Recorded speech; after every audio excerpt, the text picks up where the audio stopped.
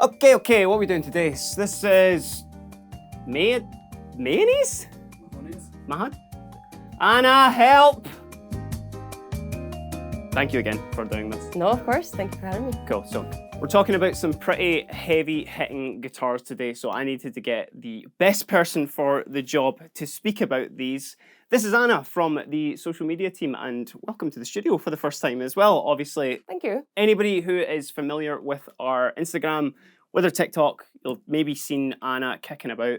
And certainly if you've seen any of the amazing photos that go up on our social media as well, that's all Anna's job. So please leave in the comments your big thanks for all those amazing photos that you do for us. So thank you so much. Thank you, Keiran. But how are you doing anyway? You okay? I'm good, yeah. Grand. Cheers. Again. Thanks for having me here. This is really cool. No, you're welcome. As I mentioned, we are talking these guitars today because I have a very specific question for you. Sure. How do you actually pronounce the name of these guitars? Because you're very familiar with them. I am indeed, yes. You just say Mayones. Mayones. There Yeah. you go. But then again, you can also say mayonnaise, because I know this is the kind of English pronunciation that I tend to hear most of the time. So I think you just can't go wrong, really. Because I've heard a whole bunch as well where it's like mayonnaise, mayonnaise, Mayones as well, which Mayones as well as Aaron. Definitely not Mayones. I wouldn't go there. Yeah, that's a step too far. So learn from someone. And of course, I want to get a little bit of information about these guitars because you are quite familiar in the sense, I think maybe a bit more close than some people certainly in the UK and in the US with Mayones as well. So can you give us a little bit of a history of your connection to them, please? Sure, absolutely. I would love to. So I'm from Poland originally, and this is my home brand, so to say. And it might be a lesser known fact, but Mayones used to actually make entry-level budget guitars back in the 80s and in the 90s. And you might find it funny, but a lot of beginner guitarists in Poland back in the day used to have Mayones as their first guitar. Which is crazy because these are like really unbelievably made high-spec guitars, and they. Yes. I'll get into obviously the spec part of this video where I'm playing them and all that sort of stuff as well. But it's quite crazy to think that they were making like beginner guitars as well. Yep. And actually, Anna's been very grateful to share some photos with us that I'm sure Aaron can pop up above our head right now of you with your first guitar, which was a black kind of super stratty sort of thing, yes. wasn't it? Yeah. These were called New Way of Tradition back then, and they were in many shapes and forms. Mine was, as you said, a super strat, black gloss with maple neck, 24 frets, so proper shred machine. You started. I couldn't shred by then. You started out quite high ambitions as well, so that's great. But they don't make these anymore. These days, you only get the proper high-end boutique guitars. Yeah, absolutely. And I've got a few of the heavy hitters today as well that we're going to talk about. But obviously, you mentioned that they are Polish-based. You're obviously from Poland as well. You recently visited the factory, like Yes, indeed. Was that a couple of years ago now? It's been a couple of years now, yeah. It was 2022. How was that? Absolutely incredible. Yeah. I got a very warm welcome from Mateusz, who is the brand artist relation manager, and he also runs social media and does a lot of other stuff for the company. I got a great tour of the factory. I got to see everything behind the scenes. Awesome. I got to meet a very small, talented team of Mayones workers. They hire mainly local people from the Baltic coast area of northern Poland. Cool. It's absolutely incredible, mind-blowing really how quickly they work, how immaculate every piece they create is, and just the general kind of vibe in the place was really, really cool and very rock and roll. Oh yeah, absolutely. I mean, you can just take a look at these, like the two models that we've got in our lap, and there's actually one kind of hidden in the background that I'll be showing off a little bit later as well. But they're just absolutely, I mean, you kind of know what they are when you see one on stage because of how striking they look. So it's cool to know that the team are obviously working really hard on them as well. And actually really cool to know like a bit of the history about like a kind of European-based, guitar maker, because everybody knows about the big American ones. Everybody knows about, quite a lot of like export guitars and all that sort of stuff as well. But to know a little bit more of the history and to know just like that you're getting unbelievable guitars from like mainland Europe and especially like Poland as well is just it's just really cool to know. And it's cool to know obviously you've got a really good kind of connection with them as well because you met the part owner as well along the Yes, one. so I was very lucky indeed to meet Halina Dziewulska, who is the owner director of the company. Sorry, owner. They're not part owner.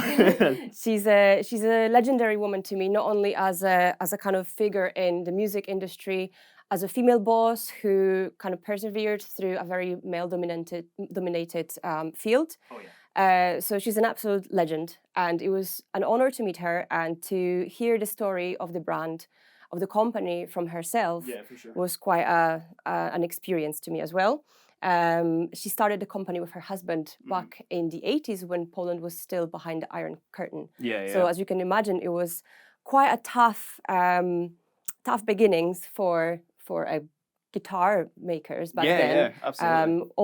All these big brands were based out in the States at that point, and it was really hard to get a good quality instrument in Poland or anywhere in kind of Eastern Europe back then. Absolutely. So they did an incredible job, and her strategy leading the business to where it is these days with high quality custom order guitars and building the kind of brand recognition worldwide is just absolutely incredible. Yeah, it's just so cool to know that there's like a company, you know, that's maybe not one of the, again, the big hitters maybe from like the US and whatnot, but they've been going since the 80s. And if anything, they're only getting stronger. Absolutely. They're, you know, you see Mayones guitars, particularly as you'll hear in the sound demos, they're kind of leaning towards that kind of metal-y side of things.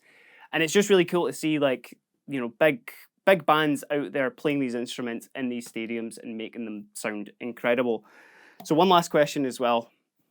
What's your favourite out of the models? The one I'm holding, it's got to be the Regius. I just love it.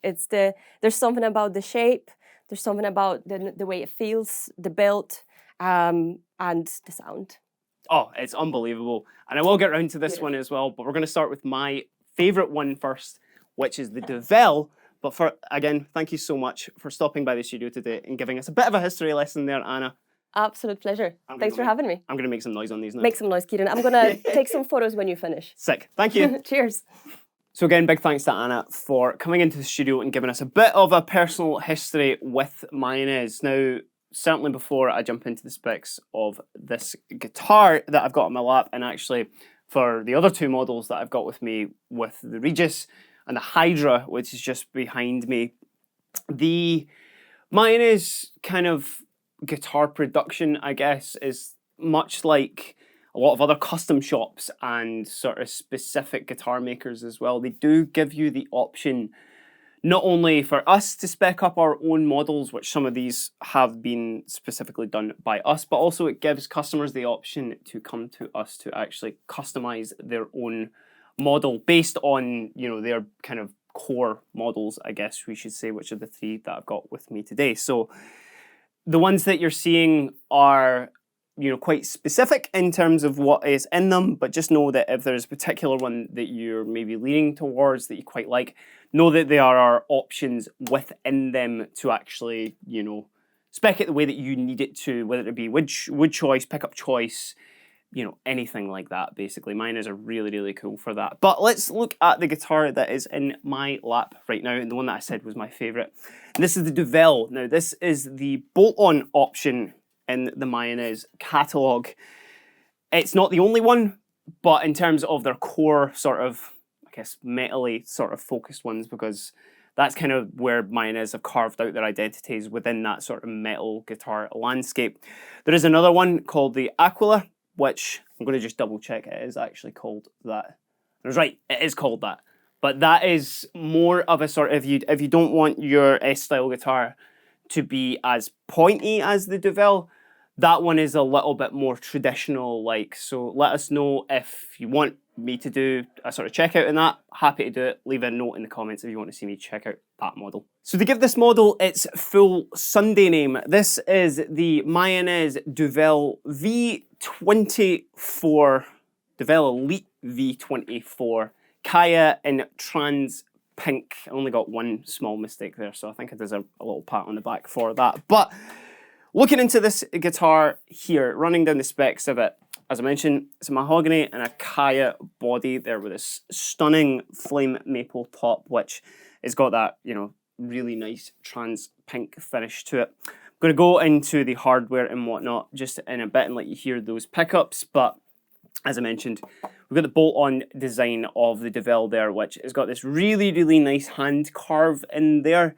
It's really, really well done, and it's actually with the back of the body being that kind of matte finish along with the unfinished neck as well. It just feels really, really good in your hands. Moving on to the neck, I'm sure you'll have noticed those two little racing stripes on the back as well. This is actually a 5-piece wenge, and it's a purple heart as well. I just, again, needed to check that because these are very specific specs on this. Wanted to make sure I was giving you guys the right information. On at the front there as well, we have an ebony board, 24 stainless steel frets on there as well with a 16-inch radius. Nice and flat, obviously, all the way across. Great for metal, great for sort of speed playing or anything like that. And it's got a pretty traditional 25.5-inch scale length. Moving on to the headstock as well, we've got that matching finish there, which, I mean, extra cool points for that 100%. And it is loaded with hip shot locking tuners as well, which are absolutely rock solid, especially if you are using the bridge on here as well, the floating bridge. It's worth me actually just referencing a point here as well. Now, traditionally, I say traditionally because there isn't really a tradition when it comes to, obviously, like a custom shop of a place, but usually what you'll see with a lot of Duvells is actually a fixed bridge on them, usually somewhat of like a hip shot or anything like that. You know, there's quite a few, as I mentioned, these are sort of the 3 core models, these guys all here. But within those core models, they actually give you a few sort of subcategories that you can go between, and it's actually mostly to do with the setup of like the way the guitar has been constructed. So for example, as I mentioned, this V24 in the big Sunday name that I gave for this guitar, that is just referencing the fact that these guitars have got floating trims, and it is the same with the other two as well. You do get, not with the Hydra, but with the Regius, you get that option as well. But you can also get things like fanned frets on there. That's another subcategory. There's even some of the models that you can get something like an Evertune built into it as well, if that's, you know, what you need off of there. And even ones that have got like locking trims and stuff. So again, the palette for you to sort of make your dream guitar is completely there. Now, just let's look into this hardware really, really quickly as well. This guitar has been loaded with a set of bare knuckle TKO pickups as well, which are really good for metally playing. But one of the things that I particularly love about Mayones guitars, and actually this one that I've got on my lap right now, is the ability to get those kind of in-between sort of split coil sounds as well. Now, this model doesn't have push-pull, but it's got a 5-way selector, master volume and a master tone there as well. So I'll give you a quick, just little listen to these pickups. Just on a clean, all the sounds you're hearing today are coming from a Neuro DSP Quad Cortex as well. I've got a couple of patches that I'll be flicking between. But this is just our clean tone. Let me just cycle through them right now.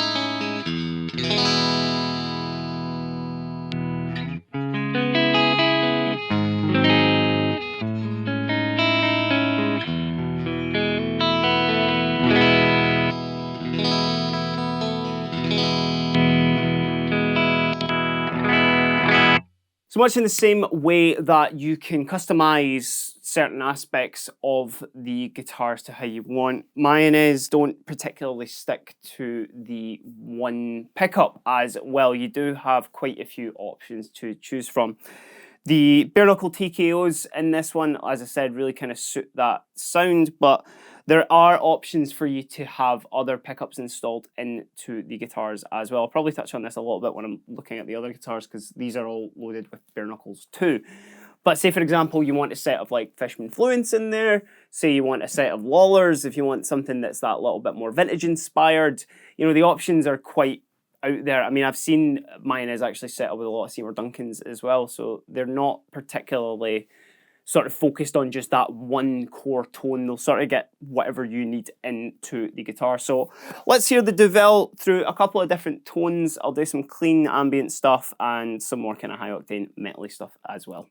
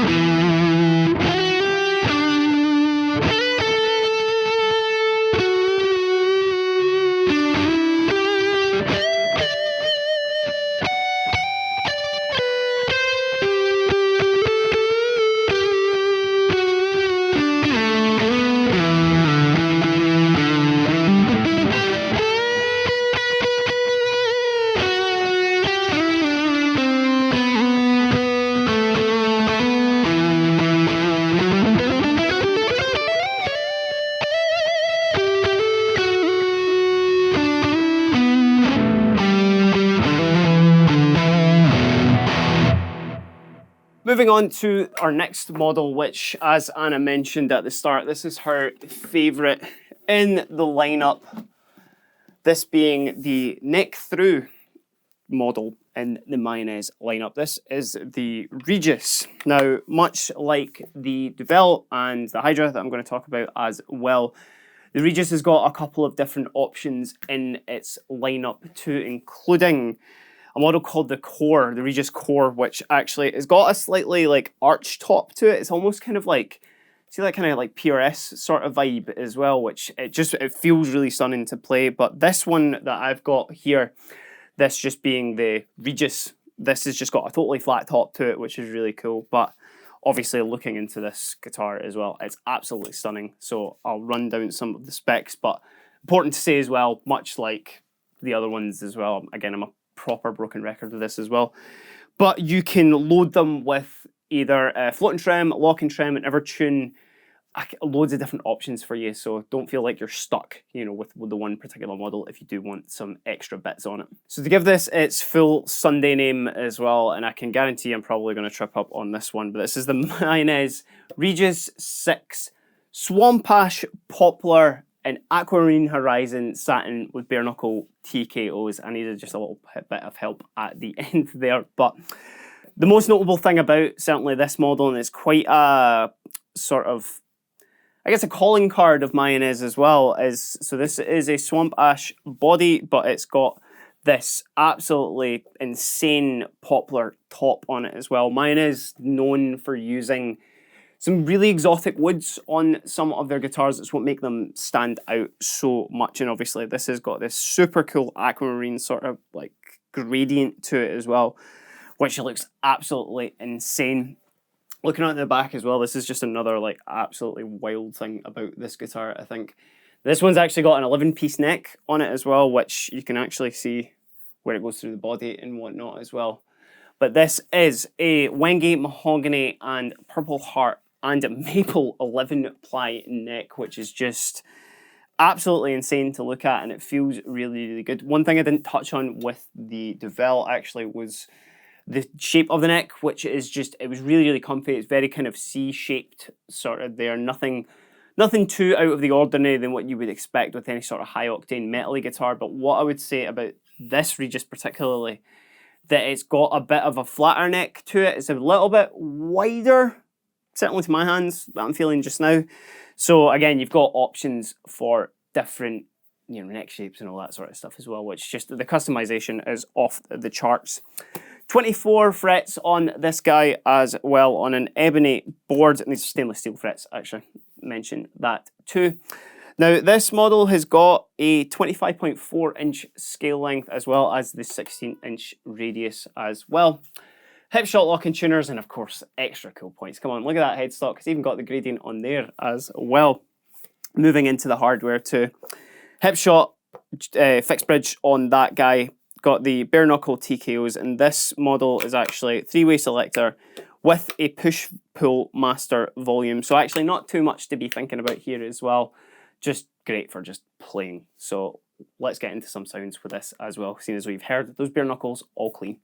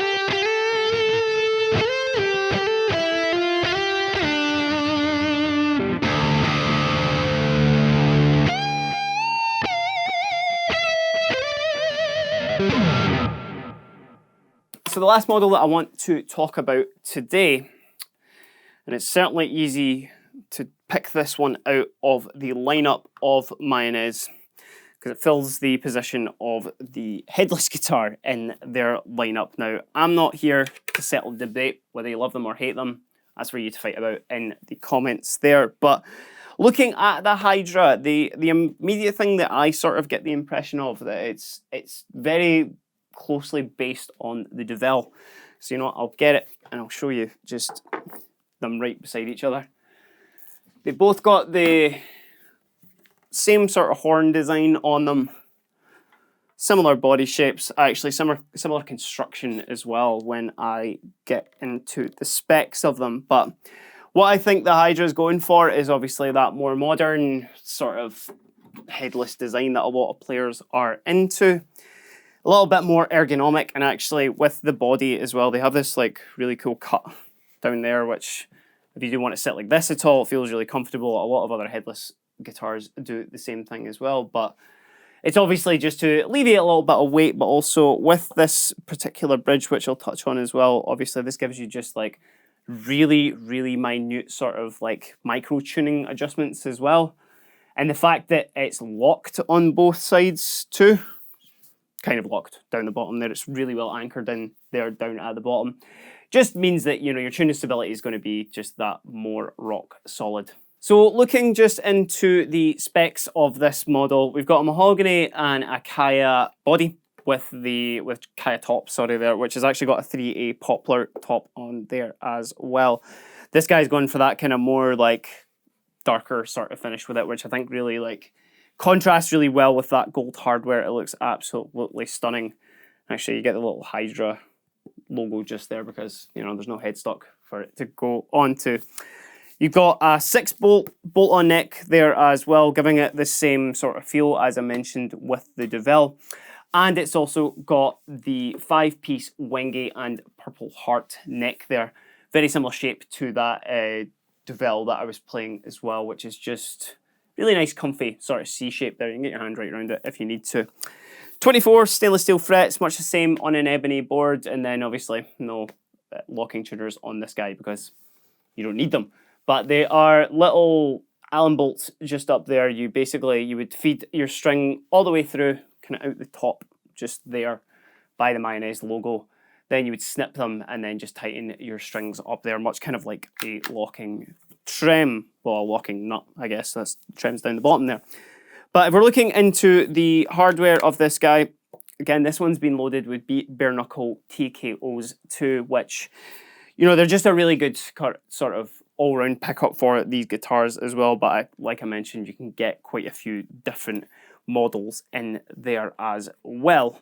But if we're looking into this really, really cool bridge, this is the ABM bridge that Mayones put on there. You can just see it from the bottom there as well. But it's just a really, really cool, simple bridge to use. It's obviously got those little micro tuners on there if you need to as well. There's actually a push-pull on this one, much the same as the Regius that I was just playing. So let's get a couple of sounds out of this, take it to the roundup.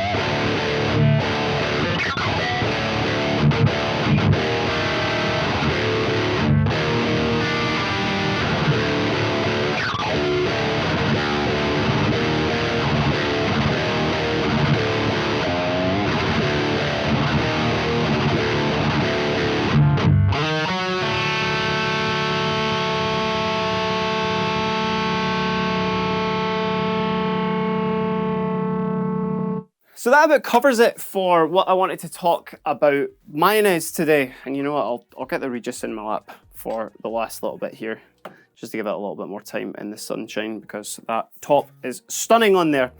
What I find really cool about these guitars is obviously they're overtly metal. They're kind of pushed towards that. And you can look at the artist roster to kind of see that in action as well.